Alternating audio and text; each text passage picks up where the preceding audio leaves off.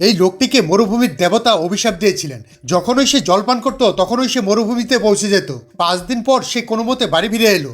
সে খুব অস্থির ছিল এবং সরাসরি সুইমিং পুলে ঝাঁপ দিল, কিন্তু পরের মুহূর্তেই সে আবার মরুভূমিতে পৌঁছে গেল। এরপর সে আরও 5 দিন কোনোভাবে কাটালো। এবার সে রাস্তায় একটি গাড়ি থামালো। ড্রাইভার তাকে একটি জলের বোতল দিল। সে কিছু না ভেবেই জল খেয়ে নিল এবং যা হওয়ার তাই হলো। সে আবারও মরুভূমিতে পৌঁছে গেল। অনেক সময় পর সে আবার বাড়ি পৌঁছালো। ক্লান্ত হয়ে সে সোফায় ধপাস করে বসে পড়ল। ঠিক তখনই সে জল পড়ার শব্দ শুনতে পেল। গত 10 দিন ধরে সে জল পায়নি।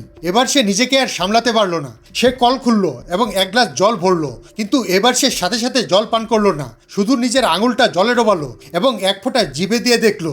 আশ্চর্যজনকভাবে কিছুই হলো না। সে খুব খুশি হয়ে গেল। তার মনে হলো অভিশাপ বোধহয় কেটে গেছে।